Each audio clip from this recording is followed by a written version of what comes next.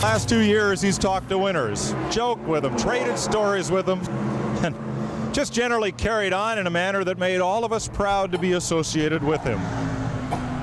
Friday here at Daytona, those stories stopped.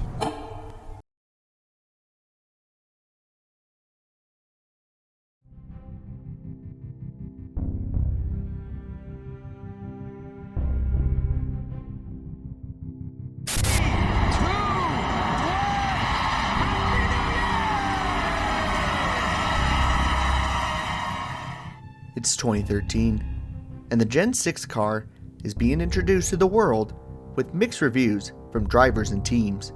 Matt Kenseth is starting his new journey with Joe Gibbs Racing. From Motorsports gets their first win as an organization, and one of the biggest scandals takes place in the final race of the regular season, known as Spingate. I bet it's hot in there, itching. Oh yeah. Right with you, 88. Right with you. Right with you. Right with you. Needless to say, 2013 was an interesting year to be a NASCAR fan. However, there was one other odd event that happened in 2013 in the NASCAR Cup Series. On September 22nd, the second race of the chase was unfolding at New Hampshire Motor Speedway. 13 drivers entered the race at Loudon, hoping to keep their championship hopes intact and maybe even pull away from the rest of the competition. One of those drivers was the 2004 Rookie of the Year champion of Kasey Kahne, who was looking to capitalize on a great qualifying run in his number 5 Hendrick Motorsports machine. Kahne was a bit of a long shot to win the championship, but thanks to a second place starting spot, perhaps he could make an argument that people shouldn't shy away from the USAC Midget champion. With less than 50 laps to go, Kasey Kahne was looking to be able to score a top 10 in the event. That wasn't until he went too far wide, exiting turn 4. Oh, Kasey Kahne out of control. Into the inside wall. Caution is out. In all honesty, the wreck did not look that bad at all, as the left side of the car hit parallel to the inside wall. With that being said, it was hard enough where the car would not be able to continue, leading to the driver having to go to the medical care center. Nothing seemed out of the ordinary with this incident. That was until the driver delivered this odd interview. Kasey Kahne back in the garage. Doc? Just coming out of the care center, Kasey, we saw you running 8th, and then suddenly you're sideways and in the wall. What happened? I don't know. I'm not sure how it happened. The back of the car just come out from under you, or did you get some contact? Yeah, I'm not sure. I hit the inside wall. I'm not sure how I got there. Are you okay? Any chance of getting back out? I know you tried to turn the wheel. I can't really hear it. Okay, Alan? And obviously not happy, Kasey Kahne. The interaction between Dr. Jerry Punch and Kasey Kahne was awkward, to say the least. So much so that many believe that he was just too frustrated to answer any questions. However, something just doesn't seem right. I don't notice Kahne looking all that upset. Rather, he was more confused than anything. What many didn't realize was that when the car went down on the track and hit the wall, it was entirely on the driver's side of the car, leading to the full impact to rock the driver. Later in life, Kasey Kahne admitted that he suffered a concussion from the incident, leading to him not remembering anything about the crash prior to impacting the wall. Looking back at his interview, his answers were 100% honest. The driver had no idea what happened. The scary thing is, this incident only happened less than 12 years ago, showing just how little motorsports understood the true extent of concussions. Luckily, Kasey Kahne didn't suffer any long-term effects in his career until his exit from the sport in mid-2018. With that being said, it is eerie to look back at this interview, seeing a driver that lost and confused, and having no one question whether or not the driver was alright.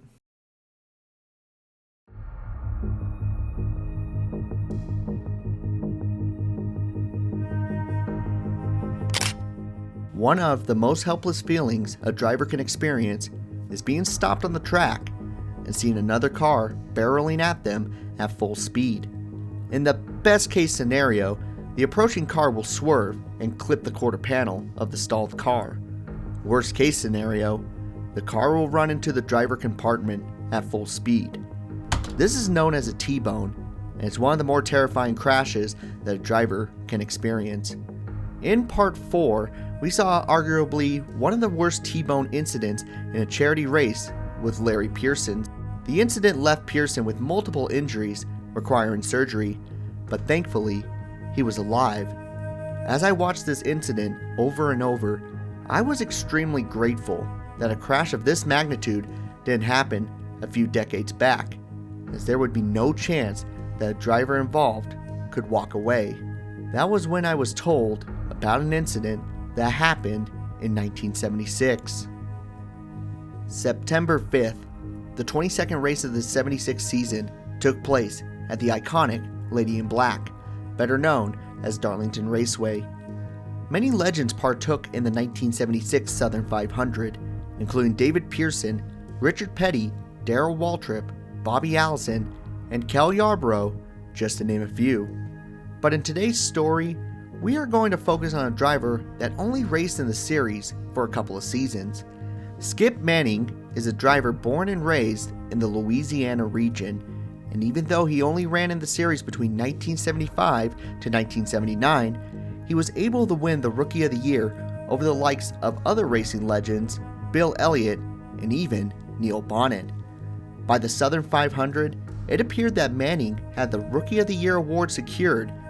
However, in the middle of the Crown Jewel event, Manning would experience a terrifying incident. Right behind Baker, Skip Manning spins in the first turn. Oh! Joe Frasson slams into the driver's side of Manning's car. This is a bad one.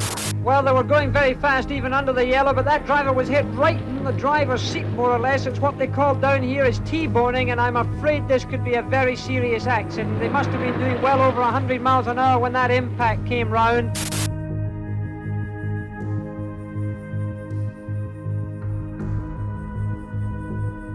Around the halfway point of the race, Manning would get loose around the corner, causing his car to come to a rest on the lower section in turn 1. Right in the pathway of Joe Frasson in the number 18 machine, the impact was at full speed, causing Manning's car to crunch inward into the driver's compartment. Officials immediately came to the attention of the 92 machine, assuming the worst. As expected, officials and marshals started flagging over for extra assistance. But it was not for the reason many believed. Skip Manning was conscious and not in serious condition, but his foot was trapped, causing immediate attention to extract him out of the car. Turns out the roll bars on the car were durable enough to protect the driver from the T-bone collision. A lucky moment for the driver from Louisiana. Although he didn't attend the following race at Richmond, Manning finished out the final 7 races of the season, securing the Rookie of the Year award. A rather fortunate ending to this story, but one that many knew could have easily ended a different way.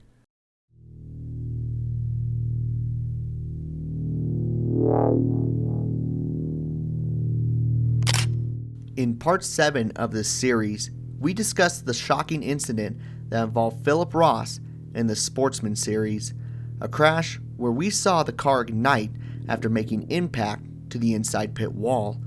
Luckily, the driver was able to escape that day with his life, even though the accident looked so severe.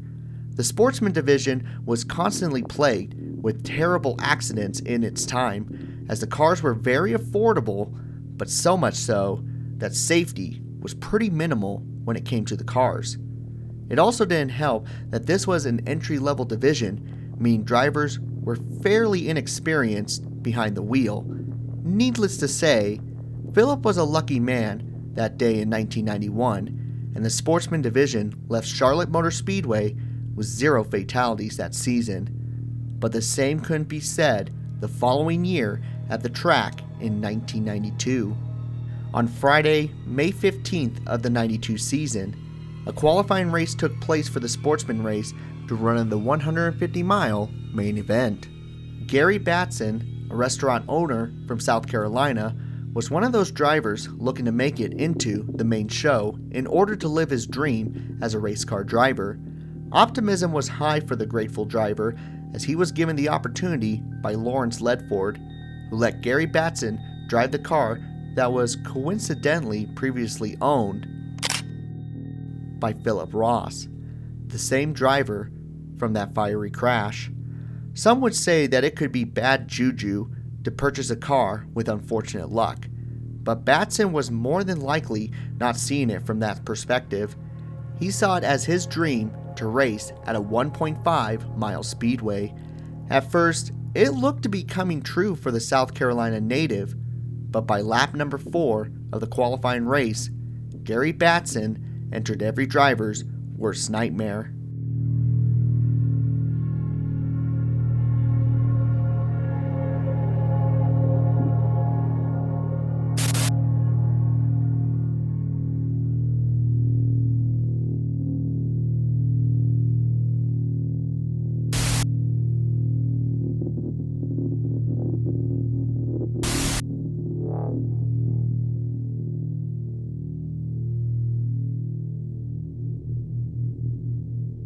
In the opening laps, the 88 car of Neil Bonnett made heavy contact with the 96 machine of Gary Batson into the outside wall. The crash consequently led to the 96 car to go up on its side, lodged in between the catch fence and the 88 car. Once the cars came to a stop, fuel would ignite from the sparks caused by the wreck itself, leading to both the startled cars. In a case like this, drivers can unstrap themselves and exit out of one of the window openings of the car, but there was one problem. Batson was pinned in between the car and wall, meaning that there was nowhere for him to go. In an instant, the fire started to engulf both cars, leading to Bonnett exiting the car quickly, but not Batson. Batson, in a panic, tried to use the extinguisher inside his car to stop the flames, but at that point, the flames were much too large. Gary Batson was stuck and was burning alive. It took the safety marshals over a minute to make it to the scene and put the fire out. During that whole time, Gary Batson was conscious. Once he was extracted, it was evident that the damage was done to the South Carolina restaurant owner. 80% of his body was burnt, and there was little to no chance for him to recover. The driver passed away the following morning at the age of 40 in what could be described as a freak accident. A tragic incident in the many that happen in the world of the sportsman division, but what makes this one so spooky is the fact that in back-to-back years, a fiery inferno incident happened at the same track around the same turn. And to top it all off, it was the same car that was involved in both accidents.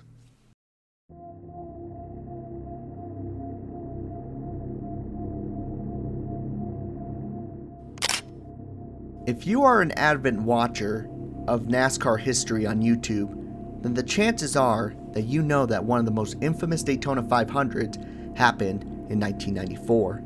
An event where the sport was trying to bounce back from after losing two of their greatest drivers at the time, only for it to immediately provide the same grief within the first week. 1994 was immediately built on sorrow when three horrifying accidents happened before the Daytona duels. Neil Bonnett and Rodney Orr lost their lives in some of the most terrifying accidents that a driver could have at the superspeedway. However, there was one accident that happened before theirs that might be the most terrifying one of them all, and that involved a driver who was only running in his second start in the ARCA Series. Andy Farr was a Michigan native driver that was looking to make his start in the ARCA Series, driving for Charlie Newby in his number 77 car. Although his experience at superspeedways was in its infancy, the team had a lot of ambition to qualify for the race. Sure, there were roughly 75 cars on the entry list, but the team had valuable superspeedway experience. So, as long as Andy Farr had himself a fast qualifying lap, the team would race on Sunday. For the most part, Andy Farr was holding a great pace around the racetrack. That was until he entered turn 4 on his qualifying lap.